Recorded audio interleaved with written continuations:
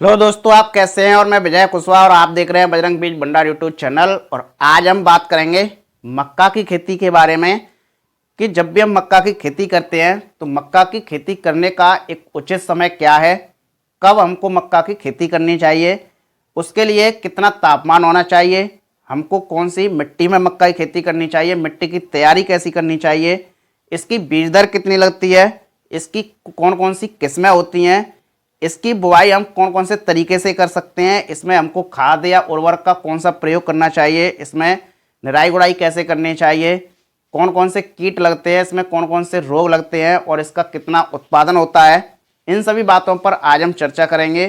तो जो भी लोग हमारे चैनल पर पहली बार आए हुए हैं या जिन्होंने अभी तक हमारा चैनल सब्सक्राइब नहीं किया है, प्लीज़ आप हमारे चैनल को सब्सक्राइब कर लें, जिससे खेती संबंधी नई नई जानकारी आपको यहाँ से मिलती रहे। तो बने रहिए वीडियो के एंड तक।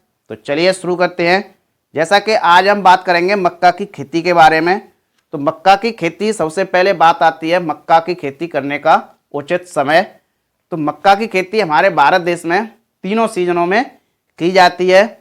खरीफ सीजन में भी की जाती है, रबी सीजन में भी की जाती है और जायद सीजन में भी की जाती है। बात करें हम पहले एक खरीफ सीजन की, तो खरीफ सीजन में आपको 10 मई से लेकर 31 जुलाई तक आप कभी भी मक्का की बुआई कर सकते हैं।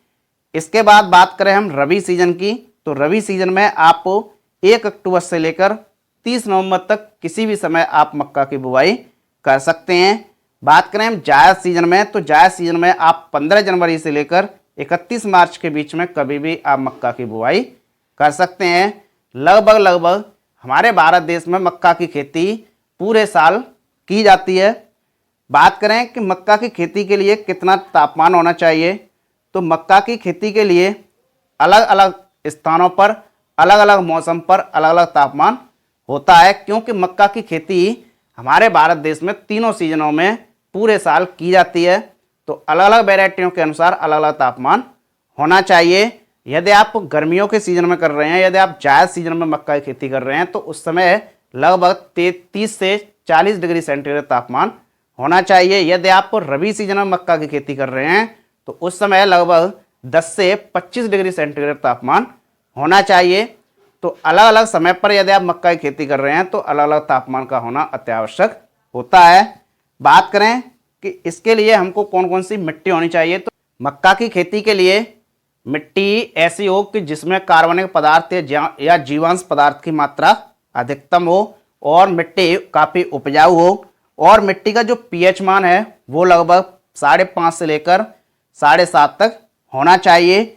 और हम सभी प्रकार की मिट्टियों में मक्का की खेती कर सकते हैं, जैसे कि दोमट मिट्टी, बलुई दोमट मिट्टी, हल्की चिकनी मिट्टी, हल्की दोमट मिट्टी, पीली मिट्टी, मटियार मिट्टी, सभी प्रकार की मिट्टियों में मक्का की खेती की जाती है। बात करें कि मक्का की खेती करने के लिए हमको खेत की तैयारी कैसे करनी चाहिए। जब भी हम मक्का की खेती करते हैं तो मक्का की खेती करने से लगभग 15 से 20 दिन पहले हमको सड़ी हुई गोबर की खाद का इस्तेमाल करना चाहिए। यदि आप सड़ी हुई गोबर की खाद का इस्तेमाल कर रहे हैं तो लगभग 10 से 20 टन प्रति एकड़ के हिसाब से आप गोबर की खाद का इस्तेमाल कर सकते हैं। और आपको लगभग 3 से 4 जुताई लगानी चाहिए और जुताई लगाकर आप अंतिम जुताई पर पाटा लगाकर खेत को समतल करके छोड़ देना चाहिए। उसके बाद आप बुआई कर सकते हैं।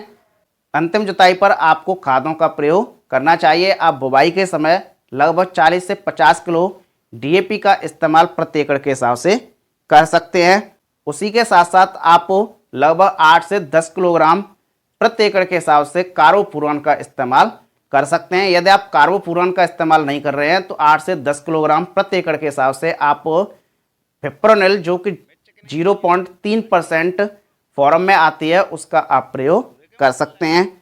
बात करें इसकी बीज दर की, जब भी हम मक्का की बुआई करते हैं तो इसकी बीज दर कितनी लगती है, तो बीज दर एक एवरेज लगभग 8 से 10 किलोग्राम प्रति एकड़ के हिसाब से बीज की आवश्यकता पड़ती है।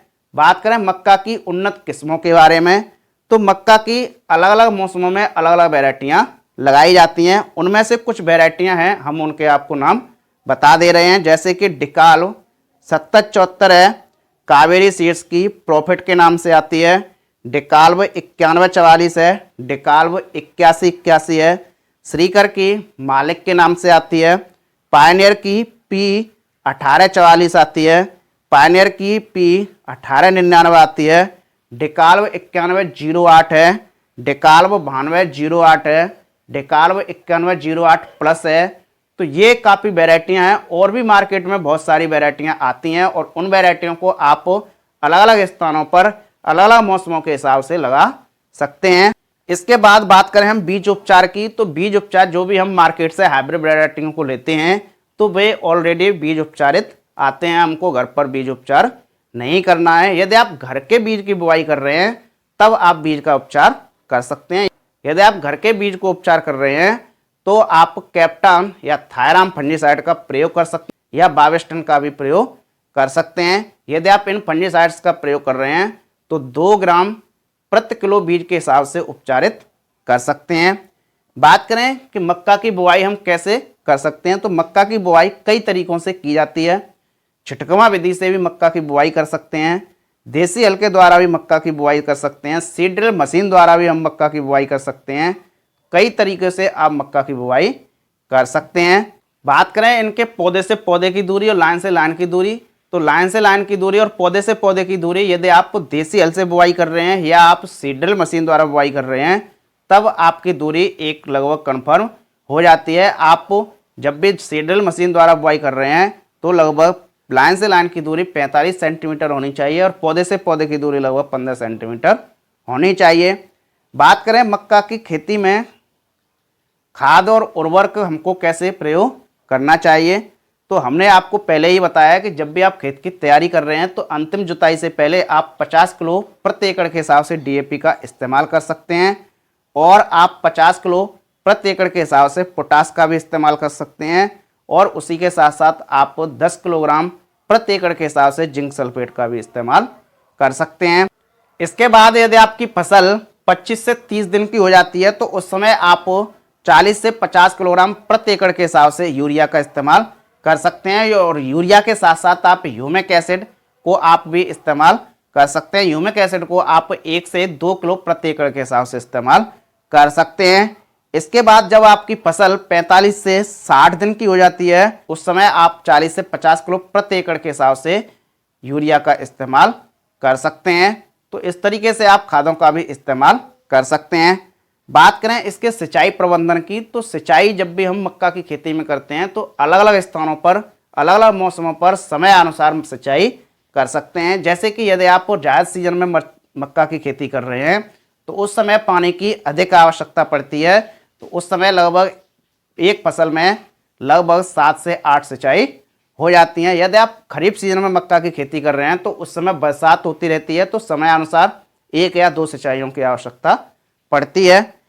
बात करें इसके निराई गुड़ाई की, तो निराई गुड़ाई जब भी हम मक्का की बुआई कर रहे हैं तो मक्का की बुआई करने के लगभग 30 से 35 दिन बाद हम एक इसमें निराई कर सकते हैं जिससे कि जो भी खरपतवार उगाते हैं वो खत्म हो जाते हैं। उसके बाद आवश्यकता अनुसार आप 10 से या 15 दिन बाद एक और निराई कर सकते हैं। बात करें कि मक्का की फसल में कौन कौन से कीट लगते हैं, तो मक्का की फसल में बहुत सारे कीट लगते हैं। उनमें जो सबसे पहला कीट है वो है गुलाबी छेदक, जिसको हम पिंक स्टेम बोरर भी बोलते हैं। ये कीट मक्का के तने में घुसकर उसके तने को खत्म करता है। इसकी रोकथाम करने के लिए आप क्लोरेंट्रेनिलीप्रोल जो कि 18.5% एससी फॉर्मुलेशन में आता है उसको आप प्रयोग कर सकते हैं। इसके बाद जो कि सिंजेंटा कंपनी का वोलियम फ्लेक्सी आता है उसको आप 200 ml प्रति एकड़ के हिसाब से इस्तेमाल कर सकते हैं। और जैसे कि इमामेक्टिन बेंजोएट 5% एसजी फॉर्मुलेशन में आता है उसका आप 100 से 150 ग्राम प्रति एकड़ के हिसाब से इस्तेमाल कर सकते हैं। और भी मार्केट में और भी कई टेक्निकल आते हैं जैसे कि इमामेक्टिन बेंजोएट 1.9% ईसी फॉर्मुलेशन में आता है, उसको भी आप लगभग 200 से 250 ml प्रति एकड़ के हिसाब से इस्तेमाल कर सकते। जब भी आपकी फसल में पिंक स्टेम बोरर कीट का प्रकोप दिखाई दे रहा हो तो आप इन दवाओं में से किसी भी दवा का प्रयोग कर सकते हैं। इसके बाद एक और कीट लगता है जो कि एफिड्स लगता है।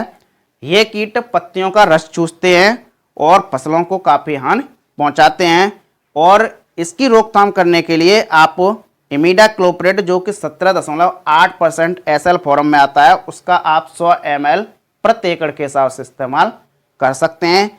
यदि इसका इस्तेमाल नहीं कर रहे हैं तो आप फिप्रोनिल जो कि 5% SC फॉर्मुलेशन में आता है उसको आप 250 ml से लेकर 300 ml प्रति एकड़ के हिसाब से इस्तेमाल कर सकते हैं।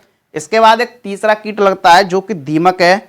यह कीट मक्का की फसल में लगता है तो उसकी जड़ को खत्म करता है और जड़ खत्म होने के कारण मक्के का पौधा सूखने लगता है। इसकी रोकथाम करने के लिए जब भी आप खेत की तैयारी कर रहे हैं तो खेत की तैयारी करते समय आप फिप्रोनिल जो कि 0.3% GR फॉर्मुलेशन में आती है उसको आप 8 से 10 किलोग्राम प्रति एकड़ के हिसाब से इस्तेमाल कर सकते हैं। यदि आपने फिप्रोनिल का प्रयोग नहीं कर पाया है तो आप इमिडाक्लोप्रिड जो कि 17.8% SL फॉर्म में आता है उसका आप 150 से 200 ml प्रति एकड़ के हिसाब से पानी के साथ आप प्रयोग कर सकते हैं, सिंचाई के साथ आप प्रयोग कर सकते हैं।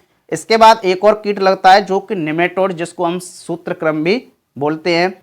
इस कीट के कारण मक्का का पौधा सूखने लगता है, उसकी जड़ें विकास नहीं करती हैं और जड़ों में गांठ बन जाती है। इसकी रोकथाम करने के लिए आप जब भी खेत की तैयारी कर रहे हैं उस समय आप 8 से 10 किलोग्राम प्रति एकड़ के हिसाब से कार्बोपुरान जो कि 3% GR फॉर्मुलेशन में आता है उसका आप 8 से 10 किलोग्राम प्रति एकड़ के हिसाब से इस्तेमाल कर सकते हैं। यदि आपने खेत की तैयारी के समय इस्तेमाल नहीं कर पाया है तो आप जब भी सिंचाई कर रहे हैं तो सिंचाई के समय आप इस प्रोडक्ट का प्रयोग कर सकते हैं। इसके बाद एक और कीट लगता है जो कि तना छेदक जिसको हम स्टेम बोरर बोलते हैं, जिसको हम फाल आर्मी वर्म बोलते हैं।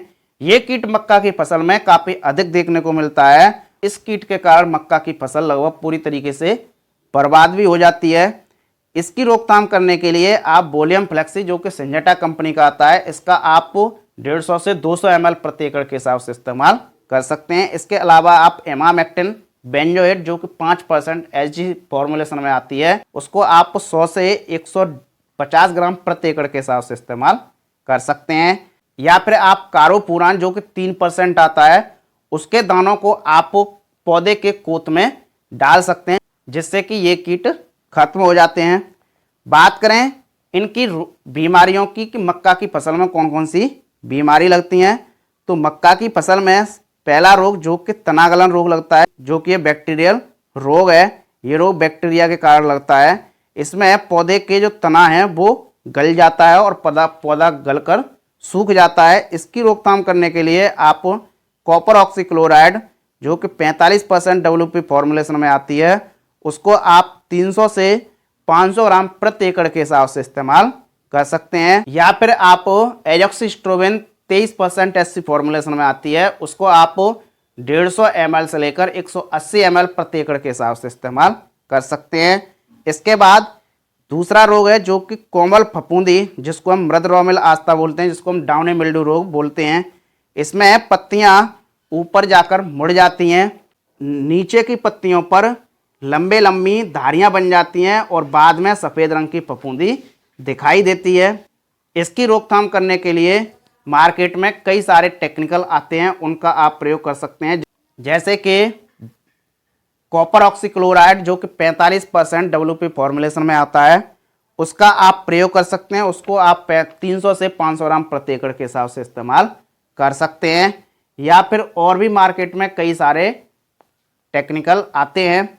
इसके बाद एक और रोग है जो कि पत्ती झुलसा रोग है जिसको हम लीफ ब्लाइट बोलते हैं। इस रोग के कारण पत्तियों पर छोटे छोटे पीले रंग के अंडाकार धब्बे बन जाते हैं और बाद में बढ़कर ये पत्तियों को सुखा देते हैं। इनकी रोकथाम करने के लिए आप कार्बोडाजिम प्लस मैंकोजिब का प्रयोग कर सकते हैं जो कि 12:68% WP फॉर्मुलेशन में आता है उसका आप प्रयोग कर सकते हैं। उसका यदि आप प्रयोग कर रहे हैं तो 500 ग्राम प्रति एकड़ के हिसाब से इस्तेमाल कर सकते हैं। या फिर आप एजॉक्सिस्ट्रोबिन 23% SC फॉर्मुलेशन में आता है उसको आप 150 से 180 ग्राम प्रति एकड़ के हिसाब से इस्तेमाल कर सकते हैं। बात करें इनके खरपतवार की तो मक्का की फसल में बहुत सारे खरपतवार लगते हैं। खरपतवार की रोकथाम करने के लिए आप मक्का की फसल में समय अनुसार आवश्यकता अनुसार 1 या 2 निराई गुड़ाई कर सकते हैं। बात करें इनके उत्पादन की तो मक्का का उत्पादन कितना होता है तो मक्का का जो उत्पादन है वो आपकी देखरेख पर, आपकी लागत पर, लगाने के समय पर और लगाने के स्थान पर निर्भर करता है कि आपकी मक्का का उत्पादन कितना होना चाहिए। एक एवरेज लगभग 35 से 40 कुंटल प्रति एकड़ के हिसाब से मक्का का उत्पादन हो जाता है यदि आपकी वैरायटी अच्छी है और आपने देखरेख अच्छी की है और आपकी यदि लागत सही लगी है और मिट्टी भी सही है और उसके प्रति पानी भी अनुकूल है तो लगभग 35 से 40 कुंटल प्रति एकड़ के हिसाब से मक्का का उत्पादन हो जाता है। तो ये रही मक्का की खेती से संबंधित जानकारी। तो आप देखते रहिए बजरंग बीज भंडार यूट्यूब चैनल और मिलते हैं नेक्स्ट वीडियो में एक नई जानकारी के साथ। जय जवान जय किसान।